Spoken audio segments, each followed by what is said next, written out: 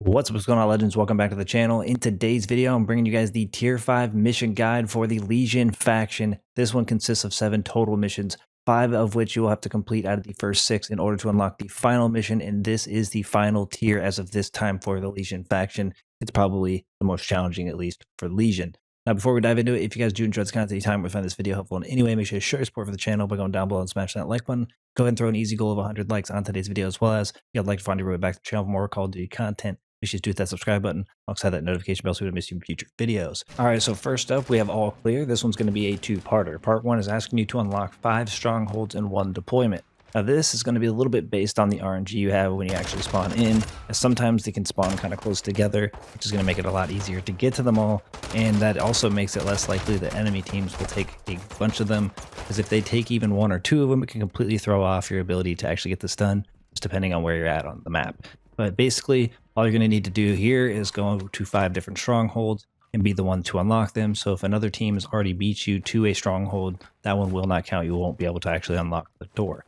But part 2 goes alongside part 1. It's asking you to clear 5 strongholds in 1 deployment. So with part 1, where you're going to be unlocking the strongholds, you're probably going to go through and clear them. You're just going to want to make sure you take out all the enemies. You'll know you've done so because it will actually pop up progress on the right hand side that you're obviously making some headway on the challenge. So once you've gone and done this at 5 different strongholds, hopefully you should have been able to do it simultaneously, and part 1 and 2 will both get completed. Next up, we have all fired up, and this one is going to be a 3-parter. It actually might take you a little while, at least a few matches for each of the different parts, but you guys will be able to get this done pretty quickly if you use the right method here.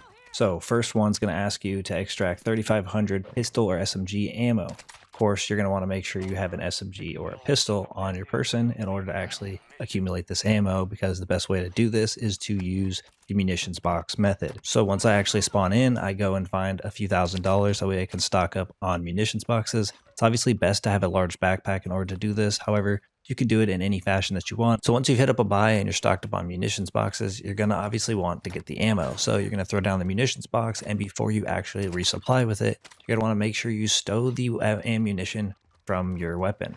That way, when you pick up the munitions box, you will get the ammunition in full capacity.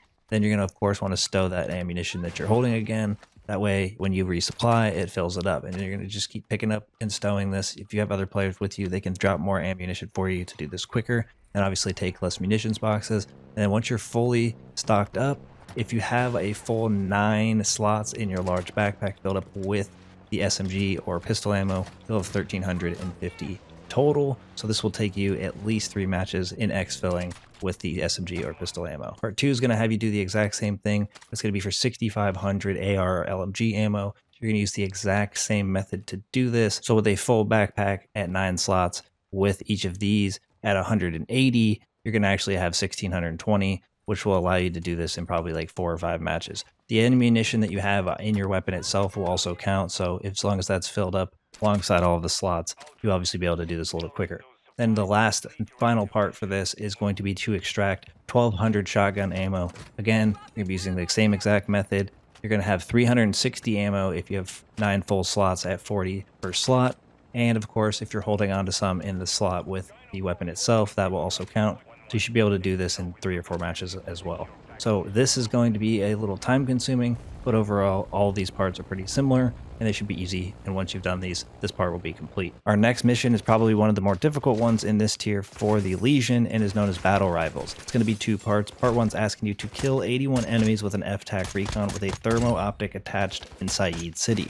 Now, last time I checked, the good news about this challenge is it doesn't actually have to take place in Saeed City. And as long as you're doing this anywhere on the map, it should actually count, unless they've fixed it since I've actually completed this. So that is pretty good for this challenge, to be able to go anywhere you want, as you'll be able to actually focus on the lower tiered enemies, because you'll be able to take them out a lot easier. This is not a fun weapon to use. Even when you customize the loadout, you're going to be limited to the 15-round magazine, and it's just not going to be enough to really do what you want.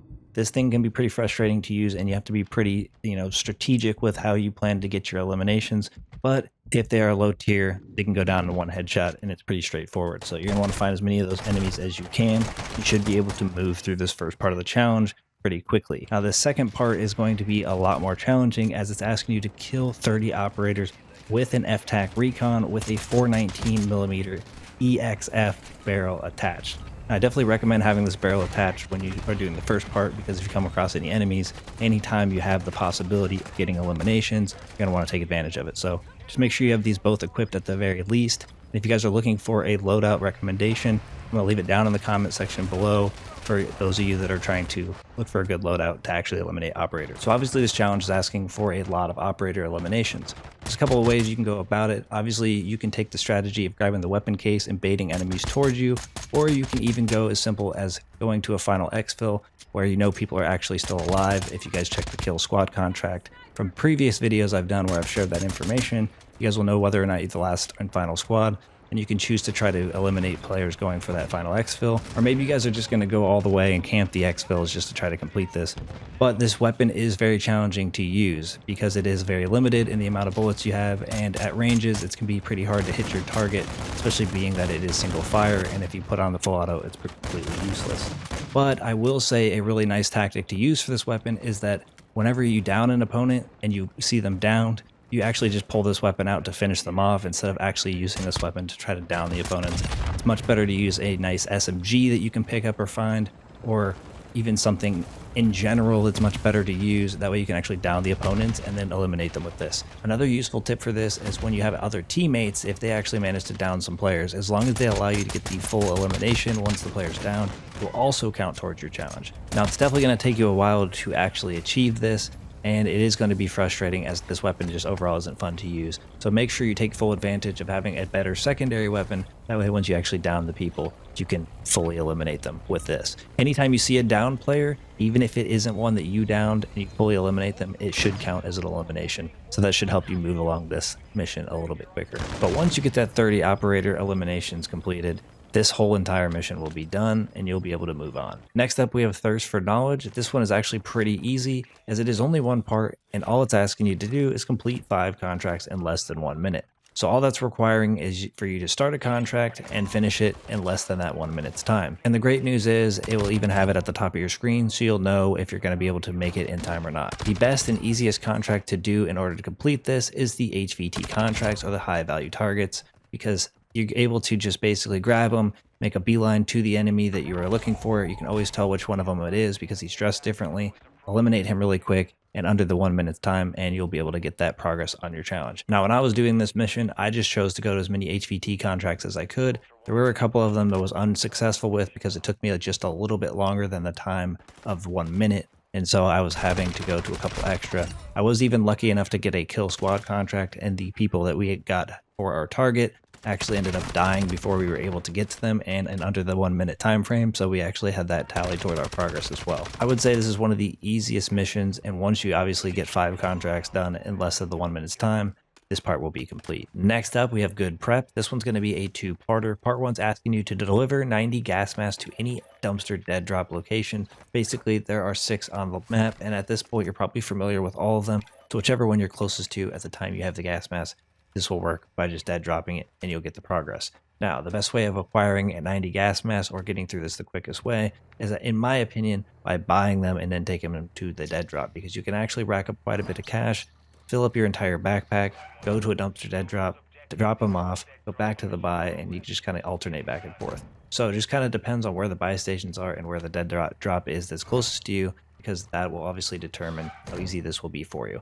I had a squad with me when I was choosing to do this, and I was able to get 34 in a single match just by going back and forth and also having their backpack slots available to kind of help me out. We were able to rack up some money pretty quick by doing a destroy supplies contract, hitting up a few safes, and then just going over to the buy station and buying as many gas masks as possible. But if you guys want to do a different alternative method to getting the money, you guys are more than welcome. But I definitely recommend doing this strategy to get the gas masks as quick as possible, because you're going to obviously be able to loot, but it could take you quite a while to rack up 9 of them. And I think it is much faster just to go and get enough money to just buy the 9 and not waste any time. But once you guys obviously get 90, this part will be complete. Part 2 is going to be a lot more time consuming. It's asking you to extract 100 radiation blockers. Now, you've probably seen these around the map, probably never really used them or picked them up too often, but they can be found in high quantities at the hospital locations around the map. There are 6 total hospitals, and if you guys are looking for those locations, you guys can go check out my video that I have on the channel on all hospital locations. It will direct you to the right place. That's definitely the best place to find the radiation blockers, because you're gonna have to extract these. So Having a large backpack, again, is going to be useful, filling the 9 slots that you have, and then extracting with them. This is the one I actually chose to skip for a while, as you don't have to complete all of them to unlock the last one. Next up, we have Contractual Obligations. This one is a one-parter and is easily one of the most difficult missions in all of DMZ. It's asking you to complete 8 unique contracts in a single deployment. That means you're going to have to go and do 8 different contracts or things that pop up on your tag phone in the single match, and it is going to be very difficult.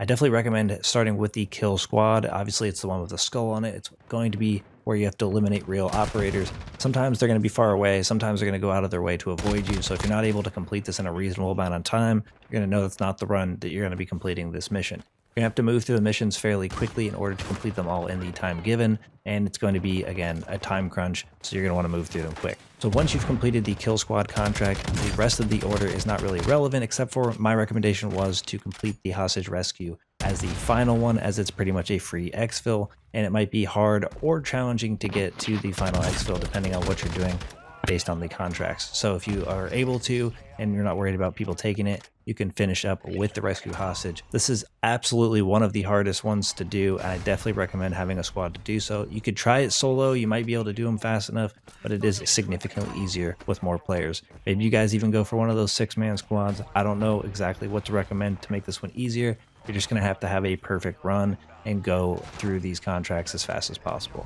But once you guys do get 8 unique contracts in a single deployment, this mission will be complete. Next up, we have our last and final mission, Nail in the Coffin. You're going to obviously unlock this by completing 5 of the previous 6 missions that we just covered, and it is going to be 3 parts. It is a little challenging just due to the fact of where the location of the mission takes place. Part 1 is asking you to park a vehicle at all 4 gas stations in Zarqwa Hydroelectric. Now, if you open your attack map and you look at Zarqwa Hydroelectric, you will notice there are 2 land gas stations and 2 water gas stations, or gas stations for boats. You're going to need to park a vehicle at each of these. Now, the easiest strategy is to go for 2 boats, you and another partner. Maybe you're trying to do this solo, it might be a little bit more challenging, but if you do have at least one other person with you, at least you guys can go for 2 boats, pull the boats into each of the water locations because those are pretty much guaranteed, and you'll be able to get 2 of these locations locked down. And then you can go and look for 2 vehicles. If you're lucky enough to where people haven't gone there or taken the vehicles around Zarqwa, you should be able to find 2 vehicles pretty close to the gas station locations, and then you'll just park vehicles at those locations. Now, you're going to need to be close enough to the gas stations to where it's saying you're refueling or repairing in order for this to actually count. But once you get those 4 vehicles in those locations, this part will be complete. Part 2 is going to have you plant a charge at each gas station in Zarqwa Hydroelectric with a parked vehicle. So while you're parking the vehicles at each of the locations, you're going to want to do this second part pretty much simultaneously. In the center of the pumps, basically at the middle of the gas station, there will be a queue to plant the bomb once you have a vehicle parked in the right spot. And then once you plant that bomb, that one is done and you can move over to the next location. So once you've gotten through all 4 parked vehicles and obviously all 4 locations, part 1 and 2 will be complete and you can move on to part 3. And this says, when all charges are set, climb to the 2nd level of the Zarqwa Hydroelectric radio tower and detonate the charges. So basically there's just a tower right north of Zarqwa Hydroelectric. You're going to climb to the top of it. And once you're up there on the 2nd level, you'll have a queue to detonate the charges, and they will all blow up in all of the locations, and Nail in the Coffin will be complete, wrapping up tier 5 of the Legion faction. Now, hopefully going through these tips will help you guys on your journey to doing this the fastest possible way, but some of these are just challenging and could take a while. I wish you guys luck. Thank you guys for all the support in today's video, all the support on the channel, and I look forward to seeing y'all in the next one. Peace.